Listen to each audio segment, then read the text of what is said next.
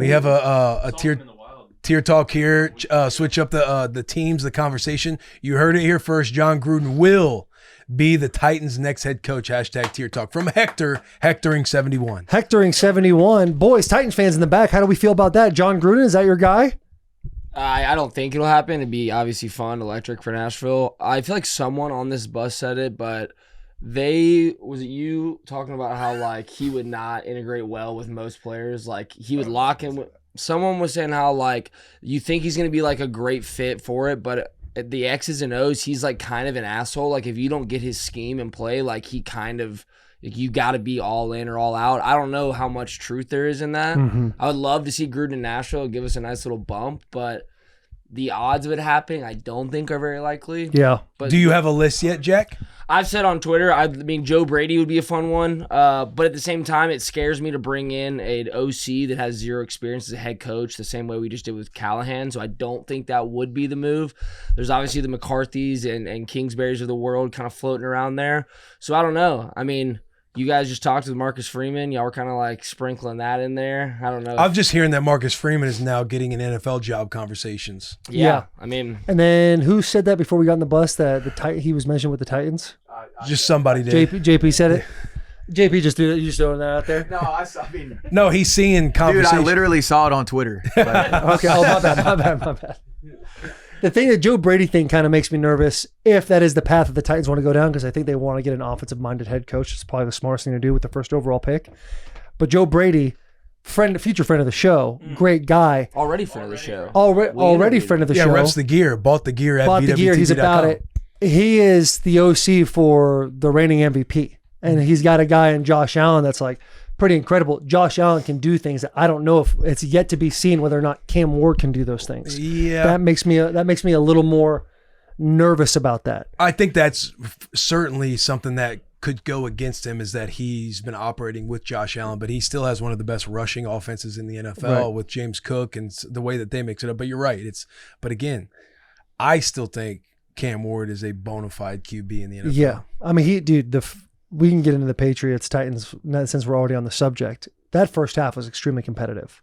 First quarter was awesome. First quarter was like, holy shit. First quarter, we was up, baby. We'll flipping the script. First quarter. How was it when Vrabel came into the stadium? There wasn't like a whole like welcome back Mike Vrabel, and I was there pretty early. I usually go to like one of my friends' family's tailgate, and post Tennessee Bama loss, I truly didn't want to be around anyone, so I got in the stadium I think with like 38 minutes left on the running clock, and I'm just sitting in my seat, just kind of watching the guys warm up, doing that whole dance.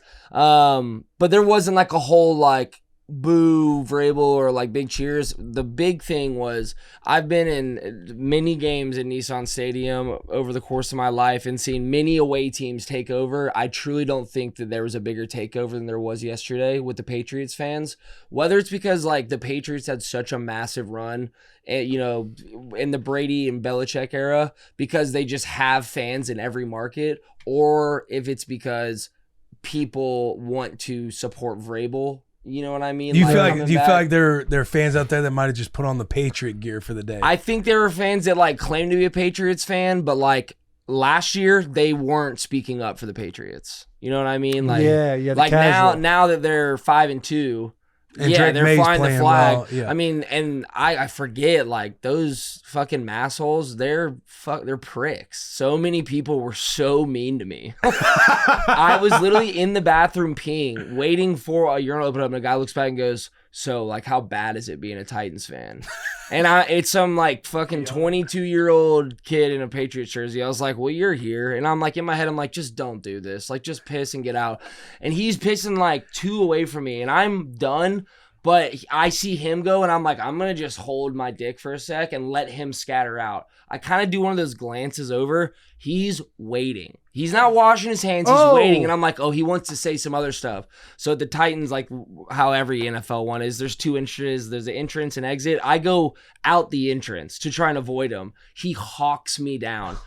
And silver lining, he's like, "Hey man, you work for Bussin, don't you?" He's like, "Dude, I appreciate what y'all do so much." He's like, "My Tuesday mornings, my whole routine revolves around your show." And like it was a full 180. And he's like, "Hey, sorry for like bringing up like the fan base. He's like, I've lived in Nashville for 3 years now, and I was like, all good, bro. Like we had like a good combo, and it was nice. So other than him, pretty much he saw the reaction he got. He's like, oh man, Jack, I mean, he really fumbled that because he saw it. Like, oh shit, that's Jack this was the McPherson third quarter. This trying was to poke you a little bit. Like going into half, we immediately get a fumble and they score, and then they get another score. And so I'm just sitting there. I'm like, hey man, like kick a dude while he's down, sure. He but might it's be like, thinking he might get some banter from you, like, hey, how bad is it Yeah. being a Titans fan? You're like, oh, but then he realized, like, oh, they're crumbled. No, I I need to not- I was I about need to to- get pissed off. And, like I wasn't drinking and stuff, so I was about to be like a sober, just like stern, like fuck off, dude. Yeah, But he ended up being a really nice guy. Shout out clear-minded. Brendan. Tell somebody to go fuck themselves. Shout out Brendan. He ended up being a cool guy. But yeah, it's a tough day. Nashville always is. It was just a tough weekend as a Tennessee. It was sports a fan. tough weekend for And, Jack McPherson. I was happy that last night I was watching the Sunday night game, and I ended up just like carving pumpkins, which was a nice kind of just reset. I needed to just get away from sports. Yeah.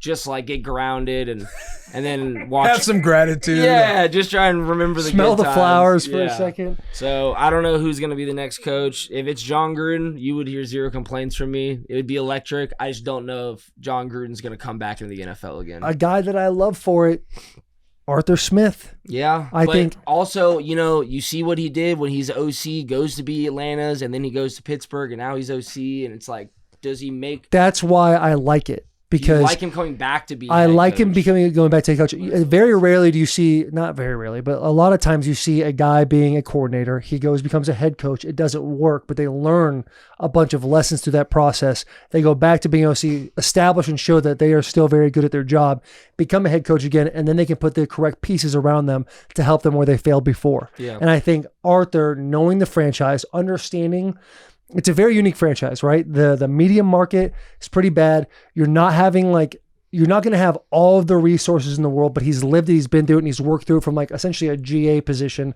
all the way to coordinator, then leaving. So I think you need a guy to understand the type of franchise you're walking into, and that's why I think Arthur's a great fit for it, because he has the Atlanta experience to be like, hey, this is where I went wrong, and this is where I can get better. And when he was in Atlanta, he really didn't have a quarterback. Yeah. Now he has a place to have a quarterback. If you look at the Steelers game, Steelers versus the Bengals, obviously didn't go the Steelers' way. We talked about the way the Atlanta Falcons run 11 personnel wide zone. There's not a team in the league that's running 12, 13 personnel wide zone better than the Pittsburgh Steelers. They are running, the plays we would run would be 19, which would be your 12 personnel, your Quattros, your Zaps, your Zorros. All of those are kind of the same play with a little extra something on it, a little extra motion or something. He does an amazing job of calling those plays and knowing the rotation and when to get in and out of those plays. I'm very impressed with his play calling right now. Very impressed with what's going on and utilizing like the pieces he has at the Steelers right now.